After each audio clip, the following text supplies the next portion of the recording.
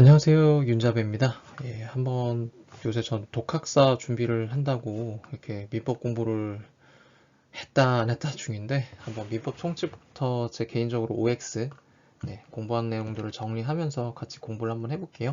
예, 같이 보시면 좋겠습니다. 네, 첫 번째는 민사에 관하여 법률에 규정이 없으면 관습법에 의하고 간습법도 없으면 조리에 의한다. 예, 맞는 지문이죠. 예. 어지간하면 O 지문을 만들 건데 아무튼 법률이 가장 우선하고 그 다음에 이게 없으면 간습법이고 그 다음에 조리 이렇게 부등호 표시가 되는 거고 이건 민법 제1조 법1 법의 기준이죠. 예, 거기에서 해설이 되고 있고 두 번째 문장은 두 번째 OX는 민법 제1조 법1은 불문법 간습법 조리 이런 거죠. 이런 것 또한 법원으로 인정하나 민법 제185조 물권의 종류죠. 여기에서는 법률과 관습법만 인정한다. 이것도 O 맞는 질문입니다. 맞는 OX. 그러니까 민법 제1조는 실질적 의미의 민법. 그러니까 민법의 내용에 해당된다면 사실상 민법에 해당된다면 모두 그 민법이 이 민법 제1조에서 커버를 하고 있는 거고 민법 그 제185조에서는 형식적 의미의 민법만, 즉 법률, 법전에 들어있는 법률, 그리고 간습법 이것까지만 인정을 한다는 거죠. 그래서 이런 제185조에서는 명령이나 규칙 이런 것들은 포함이 되지 않는다. 왜냐하면 어찌까지나 민법 전에 수록되어 있거나 우리가 법원에서 법원으로 판단할 수 있는 간습법까지만 보겠다는 거죠.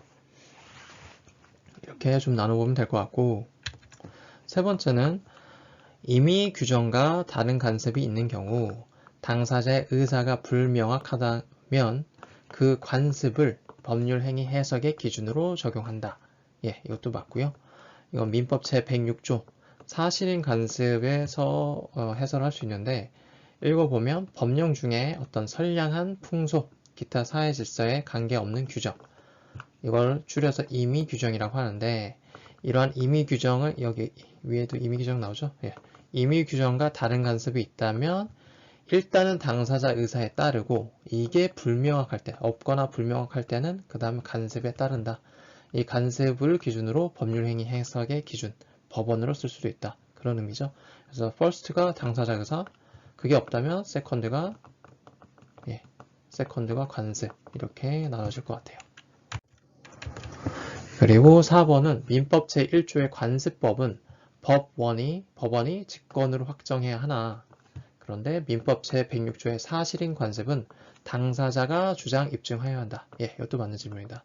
대법원 판례 중에 일부인데 민법 제1조의 간습법도 어찌까지나 법원이기 때문에 이 법원은 법의 기준이라고 부를게요. 법의 기준은 이게 법의 기준이라고 법에서 규정하고 있다 보니 어떤 판결을 내리는 사법부인 법원이죠.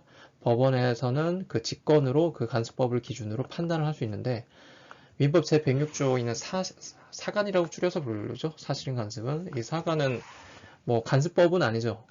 간습법이 법으로 끝나지 않다 보니까 이 내용은 어디까지나 이를 주장하는 당사자가 주장 입증해야 한다라는 의미. 5번은 법률에 대한 헌법재판소 헌재의 위헌 결정 내용이 민사에 관한 것인 때에도 민법의 법원이 될 수는 없다. 아니죠. 이건 틀린 민법의 법원이 될 수 있는 거죠.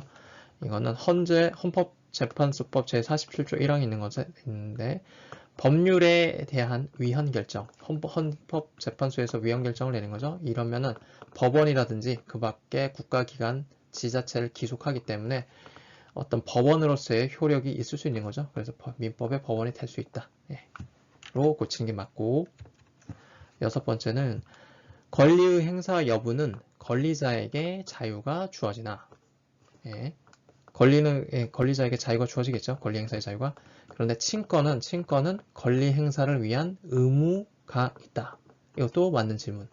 그러니까 이건 민법 제913조의 내용인데 보호 여기서 보호는 자식을 보호한다는 거죠. 그리고 교양, 가르친다는 의미 같은데 보호 교양의 권리무, 즉 친권자는 자식이죠. 자를 보호하고 교양할 권리 앤드 의무죠. 권리무가 있다. 권리 앤드 의무. 그러니까 권리자 의무가 된다는 의미죠. 그래서 친권은 좀 독특한 성격을 갖고 있는 권리다. 의무를 이행해야 되는 권리다. 무조건 자유롭게만 행사할 수 있는 권리는 아니다. 라는 의미. 7번은 신의칙에 반하는 것 또는 권리 남용은 강행 규정에 위반하는 것이지만 여기까지 맞죠? 근데 당사자의 주장이 없다면 법원은 직권으로 이를 판단할 수 없다? 아니죠. 강행 규정에 위반하는 것이기 때문에 이게 당사자 주장이 없다면이 아니라 이게 없더라도 혹은 당사자 주장과 관계없이 강행 규정에 위반하는 것은 법원이 나서서 어떤 판단을 내려야겠죠. 판단을 낼 수 있다. 8번 사정 변경을 이유로 보증 계약을 해지할 수 있는 것은 채무액이 불확정인 경우에 한한다. 네, 맞죠. 이게 신의성실 원칙의 내용 중에 일부인데 거기서 파생된 내용이죠. 사정 변경의 원칙. 사정 변경 전에 그러니까 함부로 신의를 배신하면 안 된다가 신의칙이잖아요. 근데 사정이 변경이 되고 그래서 어쩔 수 없이 보증계약을 해지할 수 있는 것도 여러 돈인데 그것도 어디까지나 그 채무액, 갚아야 될 금액이 아직은 확정되지 않았다는 거죠. 이런 경우에 한한다. 9번은 권리의 불행사는 권리를 행사하지 않는 거죠. 이것이 권리의 남용이 되지는 않죠. 권리 자체를 행사하지 않았으니 권리의 남용이 있을 수가 없죠. 그런데 친권은 그 성질이 권리이자 의무, 앞에서 봤죠. 그 권리이자 의무이기 때문에 권리의 불행사도 권리의 남용이 될 수 있다. 맞는 문장. 즉 친권은 권리이긴 하지만 만약 이걸 권리 불행사를 한다면 해야 할 걸 안 한 게 되는 거죠. 그러다 보니 의무를 이행 안 한 게 되기 때문에 권리의 불행사는 이것 또한 권리의 남용이 될 수 있다. 친권은 민법 제913조. 아까 읽었으니까 이건 넘어갈게요. 11번 출생신고가 없어도 이미 출생한 자는 출생과 동시에 당연히 권리 능력을 취득한다. 맞죠. 왜냐하면 민법 제3조에 따라서 권리 능력의 존속 기간은 사람은 생존한 동안 권리와 의무의 주체가 된다라고 되어 있기 때문에 출생하면 당연히 권리 능력을 취득하는 거고 출생신고 내용은 그냥 어디까지나 그냥 뭐 관할하는 그런 지역에 그냥 보고하는 보고적 신고에 해당하기 때문에 이걸 해야지만 권리 능력을 취득한다? 그런 거는 상관없는 거죠. 그럼 오늘은 여기까지 한번 해볼게요. 감사합니다.